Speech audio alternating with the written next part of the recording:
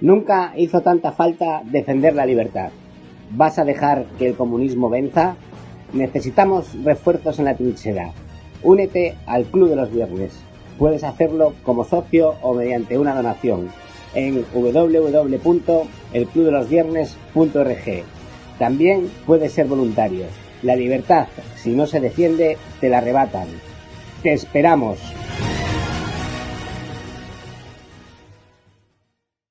Hola a todos, soy Roberto Granda, presidente del Club de los Viernes en estas entrevistas en libertad.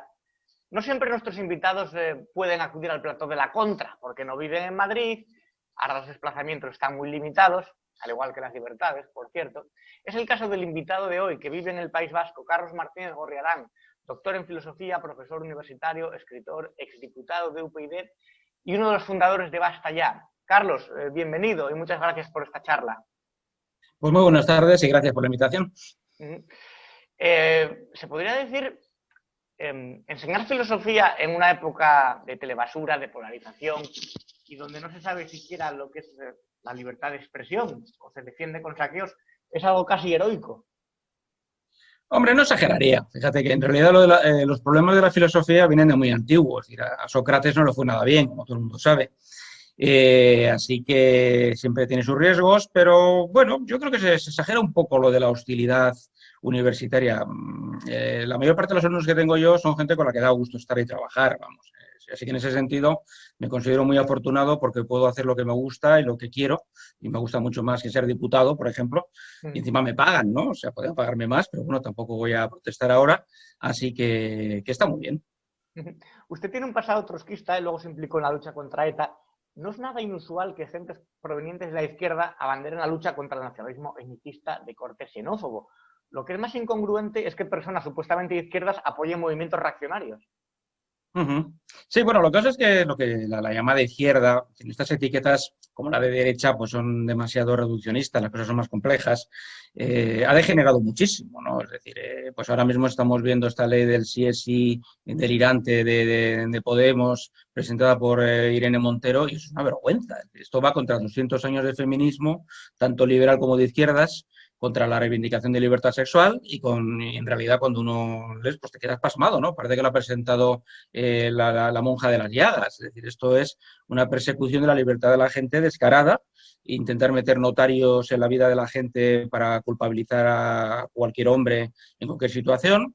Y bueno, es el gran hermano, es un superestado metiéndose en tu cama, que era una de las cosas que, por cierto, se denunciaban, tiene su gracia, en mayo del 68 con aquel ambiente ultraizquierdista. Así que en realidad hemos ido a mucho peor, estamos pasando un momento horroroso en ese sentido, y es cierto que al menos en el caso de España, en otros países podríamos decir algo diferente, pero en el caso de España la izquierda ha degenerado mucho más que la derecha.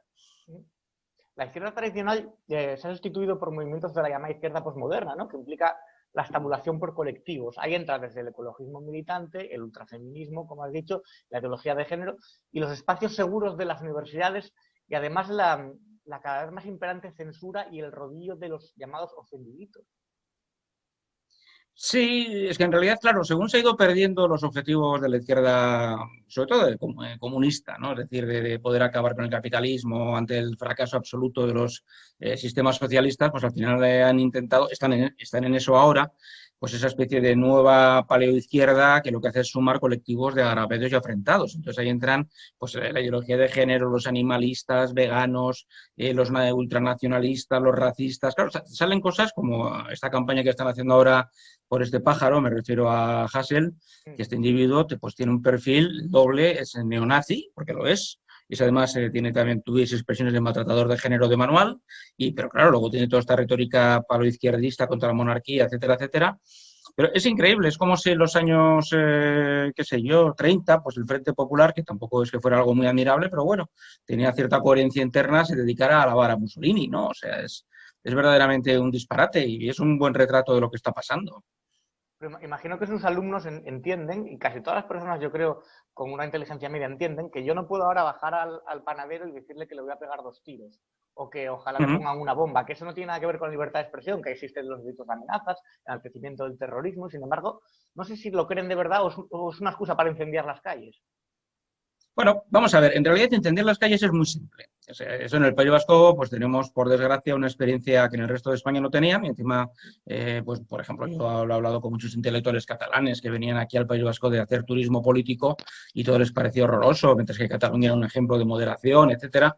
Es muy fácil, es decir, 1000 chavales organizados pueden poner patas arriba una ciudad muy grande del tamaño de Barcelona o de Madrid y 100 una ciudad pequeña o mediana. Es decir, esto no tiene, y además el ruido mediático que crean es escandaloso. Y es, la pura verdad es que el 90% de los estudiantes no tienen nada que ver con todo eso, ¿no?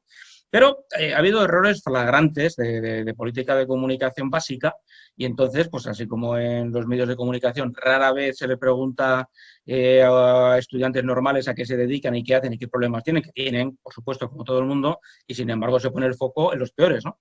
Eso es inevitable, que el efecto de emulación, en fin, la resurrección del cojo manteca, como esta mañana le leía Andrés Trapiello, etcétera, pues es permanente. Tiene que ver con ese sesgo social de preferir las malas noticias, de preferir los monstruos a la gente normal. Y bueno, pues no es tan complicado de acabar. En el País Vasco se acabó con la Cala de Borroca, que era mucho más dura y difícil porque estaba detrás ETA e intentaron matar a gente, asesinarle deliberadamente, ¿no? Y ya se sabe lo que hay que hacer. El asunto es, ¿se quiere o no se quiere? Usted, por su trayectoria, dice haber conocido a mucha gentuza, desde terroristas hasta corruptos. ¿Cómo es el trato en el ambiente del País Vasco y ciertos círculos con personas que sabe que si tuvieran la oportunidad probablemente a uno lo matarían? Bueno, es una experiencia rara, es verdad, es extraña. Normalmente, pues sencillamente el trato desaparece, porque se crea un antagonismo total, como es lógico, ¿no? Y hace falta ser, como diríamos, muy Heidi para creer que si sabes que alguien es de ETA, va a ser ella contarle no sé qué para que rectifique. Esas cosas no funcionan así. Y hombre, el producto es un poco lo que tenemos en el País Vasco, que es una sociedad pues muy rota, muy dividida, pero donde es verdad que ha ganado la hegemonía cultural del nacionalismo e incluso gente que no es nacionalista pues vota al PNV porque es el partido de orden y todas esas cosas. Una vez más, pues porque en su momento no se acertó, no se quiso hacer lo que había que hacer. Y desde luego esas cosas no se curan en una generación y en dos. De hecho, son herencias envenenadas que duran mucho tiempo porque se ha legitimado y se ha justificado la violencia y al final tienes pues terroristas por todas las esquinas colocados en puestos institucionales de importancia. Y como si aquí no hubiera pasado nada, ¿no? Claro, ¿qué se ha perdido del espíritu de Basta Ya cuando Bildu es socio de gobierno, Otegi participa en la campaña catalana y, por ejemplo, se agreden a guardias civiles en Alsacia y hay partidos como Podemos que van a manifestarse, pero con la familia de los agresores? Uh-huh.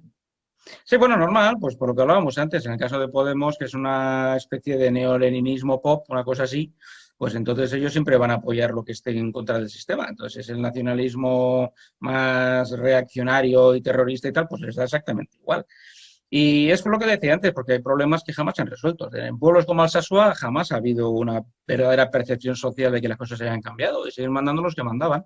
Y es verdad que ahora no matan a nadie, pues porque las fuerzas de seguridad les derrotaron lo que es el terrorismo como tal, pero políticamente no, porque se enterró toda la lucha contra ETA bajo un pelillo Salamar, cosa que hizo Zapatero con su plan de negociación con ETA y que luego heredó y mantuvo Rajoy, no nos olvidemos. Es decir, hubo una cobardía generalizada de la clase política que pensó que esto eran problemillas aislados, locales, que al fin y al cabo nos habían afectado a 4, y de hecho, es decir, dejaron a toda la gente que había luchado contra ETA absolutamente tirada. Es decir, los que, por lo menos como yo, éramos funcionarios, pues mira, muy bien, nos volvimos a nuestro trabajo, pero es que hubo gente que perdió su trabajo, que tuvo que irse de su pueblo, que rompió su vida social. Jamás ha habido la menor preocupación por compensar a esta gente. Y no digo compensarlos con dinero, ¿no? Digo un mínimo apoyo social pues para que puedan reanudar su vida, volver a tener un trabajo. Yo conozco gente que ha estado años y años sin volver a tener un nuevo empleo y perdió el anterior por haberse enfrentado a ETA. Y una sociedad que tolera eso, y no es la base, es toda la española, pues tiene muchas cosas que preguntarse.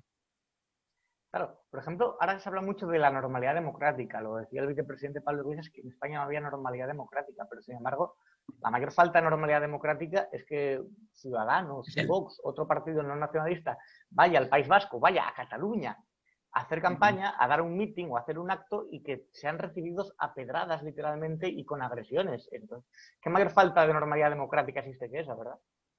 Bueno, es que todo lo que diga Pablo Iglesias hay que darle la vuelta. Hay que hacer un ejemplo de inversión no económica, sino de inversión semántica, ¿no? Entonces, cuando él habla de democracia, está hablando de dictadura. Entonces, dice que hay una anomalidad, porque aunque él haya conseguido ser vicepresidente del gobierno, que ya es bastante anómalo, pues todavía no ha conseguido imponer su proyecto político y sigue habiendo elecciones, y sigue habiendo partidos, y sigue habiendo prensa que no controla del todo o nada.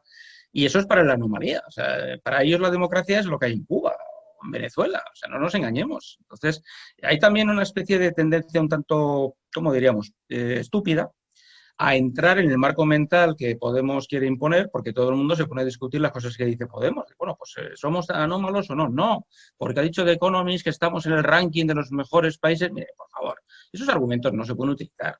Lo que hace falta es ir a la base de la argumentación y decir, lo que pasa es que usted lo que quiere no es una democracia, usted lo que quiere es una dictadura de partido. Bueno, como la marxista-leninista ya ha sido un fracaso histórico, ahora tienen el modelo venezolano en el que todavía se permiten aparentemente que existan partidos políticos y haya elecciones trucadas que no sirven para nada, pero donde ya se han hecho los cambios legales para que el que esté en el poder se perpetúe. Esta es la cuestión. Y eso es lo que habría que discutir. Y bueno, lo que pasa es que yo a estas alturas, pues como estoy ya como otra gente tan hartos de repetirlo tantas veces y ver que cada vez que vuelven a sacar la pelota, el que se lleva el balón siempre es Pablo Iglesias y los demás, pues bueno, lo seguiremos repitiendo por un poco por deber cívico, ¿no? Pero en fin, no es demasiado eficaz. Hemos llegado, yo creo, a tal punto de indigencia intelectual que personas que usted conoce bien, como Fernando Savater o Boadella, que ambos tuvieron problemas durante el franquismo, problemas por llamarlo de alguna manera, son considerados como fachas, o sea, a una auténtica cloaca cultural en la izquierda. Sí, por supuesto. Es decir, es que además ha habido gente que ha tenido vidas, como le pasó, pues, por ejemplo, a Mario Landea, que no lo asesinaron porque se murió, pero que pasó de estar condenado a muerte en el proceso de Burgos a estar condenado a muerte por ETA. O gente que fue asesinada por ETA, pues como José Pagazartundúa, que fue amigo mío, y este hombre pues pasó de estar en ETA PM en la época del franquismo a luego ser policía, en fin, bueno, unas historias verdaderamente dignas de películas y de novelas. No deja de ser curioso, por cierto, y dice también bastante de la autocensura tremenda que hay en España, el que apenas se hagan obras de ficción sobre vidas tan interesantes. O sea, dicho así con toda, en fin, objetividad, ¿no?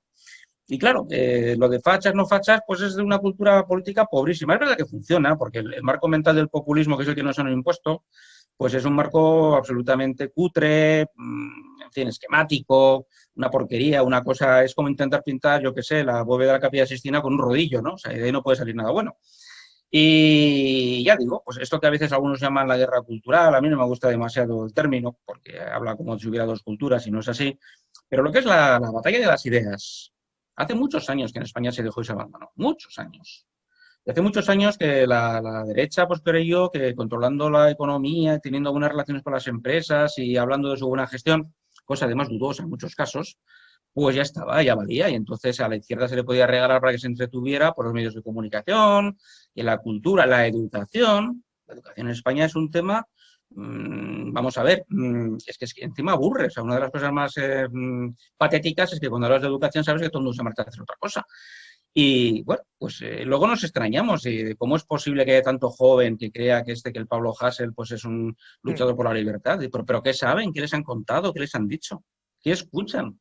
O tanto joven que, por ejemplo, yo cuando entrevisté a María Sangil hablamos un poco por encima del asesinato de Gregorio Ordóñez, que ella estaba presente. ¿Qué jóvenes conocen hoy realmente, saben quién fue Gregorio Ordóñez o incluso saben quién fue Miguel Ángel Blanco? No lo saben y consideran a Otegi una persona con la que hacerse selfies. No saben nada. Vamos, esto, de hecho, una encuesta que hizo, por cierto, en la propia Universidad del País Vasco, se hizo una encuesta hace cosa de 4 o 5 años, y el 70% de los estudiantes de la Universidad del País Vasco no tenían ni la más remota idea de ninguna de estas cuestiones, porque se ha tendido pues un velo de oscuridad sobre todo esto y además nadie quiere volver a hablar de eso. Que está pasando algo parecido, tampoco es tan raro, salvando las distancias a lo que pasó en Alemania con el nazismo tras la guerra, o en Italia con el fascismo, o en la propia España pues con la guerra civil. Yo tengo una edad suficiente para acordarme muy bien de que la gente mayor de mi familia y de las demás familias no querían hablar de la guerra civil. O sea, era un tema que preferían olvidar y enterrar. En parte por algunas razones, pues por el miedo a resucitar odios enterrados y cosas así, por miedo también a represalias políticas, y luego pues porque era un tema tremendamente incómodo. Y con ETA ha pasado exactamente lo mismo. Es decir, por ejemplo, cuando salió publicado Patria, de Fernando Aramburu, Sí. una de las cosas más graciosas que ha pasado aquí en el País Vasco, y yo he comentado eso con muchos amigos que les han pasado cosas parecidas, era gente, vascos y vascas, claro, que compraban el libro en cuestión y luego entre ellos hablan y decían, qué barbaridad, qué cosas han pasado, parece mentira, cuando habían pasado delante de sus narices. Es decir, esta habilidad humana para escurrir el bulto, para no ver, para no entender lo que estás viendo, bueno, pues eso es un poco, no es una cuestión ni de vascos, ni de gallegos, ni de nada, es algo que es propio del género humano, pero claro, para eso está la cultura, para eso está la educación, pues para tratar de compensar y que por lo menos los jóvenes sepan que era un grupo de asesinos totalitarios que usaban causas patrióticas, pues como, en fin, como excusa. No se les ha explicado. Y todos los que saben que es ETA creen que es una especie de ONG y los demás ni siquiera saben de qué les estás hablando, con muy pocas excepciones. Sí, tendremos que empuñar la espada para defender que el pasto es verde, ¿no? Es decir, dentro de unos años habrá que explicar que esto que pasó este año ocurrió de verdad. De hecho, estamos de aniversario funesto. Hace un año ya estaba la maquinaria de la conjura del no se podía saber en marcha. Es decir, yo sé que has compartido cosas en Twitter, es decir, los Antonio Maestre, Echenique, Carne Cruda, Mamen Mendizábal, siguiendo directrices del gobierno de minimizar el riesgo, a pesar de que los servicios de seguridad emitieron hasta 11 alertas entre enero y marzo, 11, y ahora parece que van a volver a repetir las mismas marchas del 8 de marzo. Sí, porque estas cosas, pues, como tenemos una democracia de baja calidad, que no, como dice el vicepresidente, en fin, incompleta, sino de baja calidad, porque es muy poco exigente. Debido a una sociedad muy poco exigente en materia política, pues entonces se pueden repetir los mismos errores una y otra vez y parece que siguen funcionando, ¿no? Entonces tendremos un segundo 8 de marzo, como habíamos derrotado al virus en la primera ola, y luego ha habido la segunda y la tercera y vendrá la cuarta. Igual que luego ha habido una absoluta incapacidad para organizar una campaña de vacunación digna de ese nombre y todo lo demás, ¿no? Entonces dice, bueno, la gente se queda, vamos a decir, aturdida entre la estupefacción y la credulidad. Hay uno de estos sesgos o una de estas falacias que se usan mucho para engañar a la gente que funciona muy bien, que es la que se llama ad verecundiam, que tiene mucha gracia, y es la de darle a alguien que no tiene autoridad intelectual, se la concedes porque a alguien tienes que confiar. Entonces, en el caso de los gobiernos lo utilizan constantemente. ¿Cómo va usted a desconfiar de lo que le digo yo, que soy el gobierno? Hay una minoría entre la que creo que estamos los dos que decimos justamente porque lo dice el gobierno yo desconfío, porque sobre todo por qué clase de gobierno son ustedes. Pero bueno, hay mucha gente que cree que no, y es verdad que ahí haría falta pues una sociedad civil mucho más rica de la que tenemos, más articulada, y donde la noticia no sea que sale una actriz chiflada diciendo que esto del COVID es un montaje o que no sé qué de los chinos, no, sino que se hable, mire, esto es una enfermedad, es una pandemia, esto es muy serio, pero bueno, hay grandes avances, ahora hace falta gestionar esto como es debido, hace falta tener vacunas, administrarlas con control y tener un plan. ¿Y qué es lo que no tenemos? Es una pura improvisación, ¿no? Es una cosa tremenda. Y sin duda llegaremos a la cuarta ola con un segundo 8M. Es tremendo, pero va a ser así.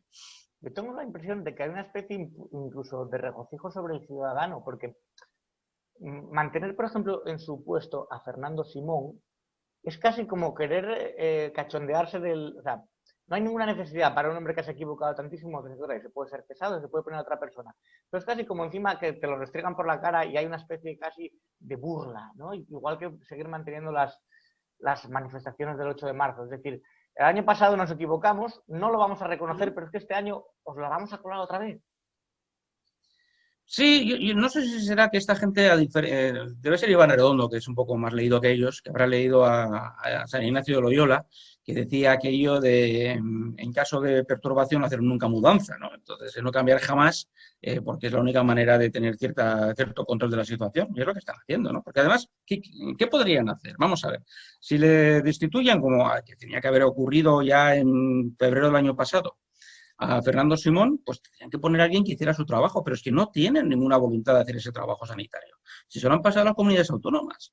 Fernando Simón es un teleñeco, es un personaje para que la gente hable de él, hagan chistes, otros se hagan camisetas. Es decir, es la propia sociedad, la sociedad del espectáculo en su apoteosis, ¿no? Pero no se habla de sanidad o de política sanitaria o de cosas serias. Y bueno, pues es la única explicación que tiene de un gobierno que ha decidido que no tiene competencias. Entonces, les ha pasado todas a las comunidades autónomas, las de sanidad. Y eso sí, ellos deciden hacer un estado de alarma probablemente inconstitucional, que te prohíben movimiento, reunión, etcétera, pero salvo cuando hay una manifestación que les interesa a ellos de su base social. Bueno, es tan burdo todo, tan ridículo que dices, no, tenemos una sociedad francamente en muy mal estado. Esto también es verdad que en una pandemia no es fácil porque es verdad que no tenemos que hacer manifestaciones ni cosas raras, pero claro, que haya esta, ¿cómo diríamos? Esta reducción de la oposición al chiste y de la oposición a la pataleta es algo muy peligroso. Pues Carlos Martínez Gorriarán, muchas gracias por esta charla para el Club de los Viernes y le mando un abrazo desde aquí hacia el País Vasco. Pues muchas gracias, Roberto, y otro abrazo para todos vosotros y hasta cuando queráis.